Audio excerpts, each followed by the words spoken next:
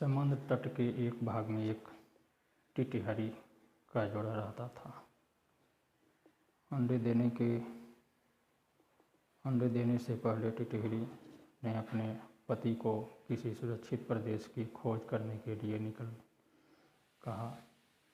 टिटहरी ने कहा, यहाँ सभी स्थान पर्याप्त सुरक्षित हैं, तो चिंता न कर।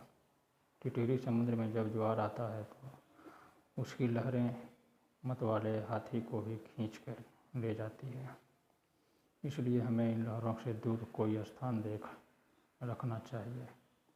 टिटहरा, समुद्र इतना दुस्साहसी नहीं है कि वह मेरी संतान को हानि पहुंचाए।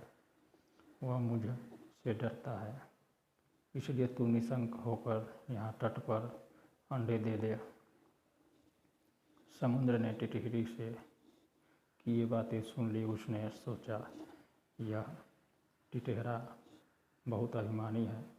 आकाश की ओर टांगें करके भी यह इसलिए सोता है कि इन टांगों पर गिरते हुए आकाश को थाम लेगा। इसके अभिमान का भाग होना चाहिए। यह सोचकर उसने ज्वार आने पर टिटहरी के अंडों को लहरों में बहा दिया। टिटहरी जब दूसरे दिन आई तो अंडों को बहता देखकर रोती बिलखती टिटहरी से बोली, मूर्ख, मैंने पहले ही कहा था कि समुद्र की लहरें इन्हें बहा ले जाएगी, किंतु तूने अभिमानवश मेरी बात पर ध्यान नहीं दिया। अपने परिजनों के कथन पर भी जो कान नहीं देता, उसकी दुर्गति होती है। इसके अतिरिक्त बुद्धिमानों में भी वही बुद्धिमान सफल होते हैं जो बिना आई विपत्ति का पहले से ही उपाय सोचते हैं, और जिनकी बुद्धि तत्काल अपनी रक्षा का उपाय सोच लेती है। जो होगा देखा जाएगा कहने वाले शीघ्र ही नष्ट हो जाते हैं। यह बात सुनकर टिटहरे ने टिटहरी से कहा, मैं यद्यपि जैसा मूर्ख और निष्कर्म नहीं हूँ, मेरी बुद्धि का चमत्कार देख जा। मैं अभी अपनी चोंच से पानी बाहर निकालकर समुद्र को सुखा देता हूँ। टिटहरी, समुद्र के साथ तेरा वैर तुझे शोभा नहीं देता। इस पर क्रोध करने से क्या लाभ? अपनी शक्ति देखकर हमें किसी से बैर करना चाहिए, नहीं तो आग में जलने वाले पतंग जैसी गति होती है। टिटहरा फिर भी अपनी चोंचों से समुद्र को सुखा डालने की टींडे मारने लगा। तब टिटहरी ने भी फिर उसे मना करते हुए कहा कि जिस समुद्र को गंगा यमुना जैसी सैकड़ों नदियाँ निरंतर पानी से भर रही है, उसे तू अपने बूंद भर उठाने वाली चोंचों से कैसे खाली कर देगा? टिटहरा तब भी अपने ठह पर तुला रहा। तब टिटहरी ने कहा, यदि तूने समुद्र को सुखाने का हठ ही कर लिया है तो अन्य पक्षियों का भी सलाह लेकर काम कर।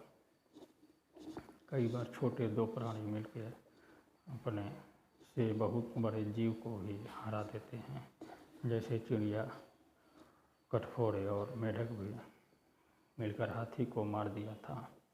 टिटहरा, अच्छी बात है, मैं भी दूसरे पक्षियों को सहायता से समुद्र को सुखाने का यत्न करूँगा। यह कहकर उसने बगुले, सारस, मोर आदि अनेक पक्षियों को बुलाकर अपनी दुख कथा सुनाई। उन्होंने कहा, हम तो अशक्त हैं, किंतु हमारा मित्र गरुड़ अवश्य इस संबंध में हमारी सहायता कर सकता है।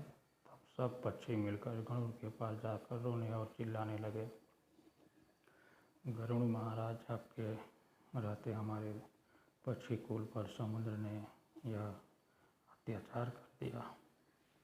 हम इसका बदला चाहते हैं। आज उस टिटहरी के अंडे नष्ट किए, कल वह दूसरे पक्षियों के अंडों को बहा ले जाएगा। इस अत्याचार की रोकथाम होनी चाहिए, अन्यथा संपूर्ण पक्षी कुल नष्ट हो जाएंगे। गरुड़ ने पक्षियों का रोना सुनकर उनकी सहायता करने का निश्चय किया। उसी समय उसके पास भगवान विष्णु का दूत आया। उस दूत द्वारा भगवान विष्णु ने उसे सवारी के रूप में बुलाया था। वरुण ने दूत से क्रोधपूर्वक कहा कि विष्णु भगवान को कह दे कि वह दूसरी सवारी का प्रबंध कर ले। तूने गरुड़ के क्रोध का कारण पूछा तो गरुड़ ने समुद्र के अत्याचार की कथा सुनाई। दूत के मुख से गरुड़ के क्रोध की कहानी सुनकर भगवान विष्णु स्वयं गरुड़ के घर गए। वहां पहुँचे पर गरुड़ ने प्रमाणपूर्वक विनम्र शब्दों में कहा, भगवान, आपके आश्रम का अभिमान करके समुद्र ने मेरे साथी पक्षियों के अंडे का अपहरण कर लिया है। इस तरह मुझे भी अपमानित किया है। मैं समुद्र में इस अपमान का बदला लेना चाहता हूँ। भगवान विष्णु बोले, गरुड़, तुम्हारा क्रोध युक्ति मुक्त है। समुद्र को ऐसा काम नहीं करना चाहिए था। चलो, मैं अभी समुद्र से उन अंडों को वापस लेकर टिटगिरी को दिलवा देता हूँ। उसके बाद हमें अमरावती जाना है। इस भगवान ने अपने धनुष पर अग्नेय बाण को चलाकर समुद्र से कहा, दुष्ट, अभी उन सब अंडों को वापस दे दे।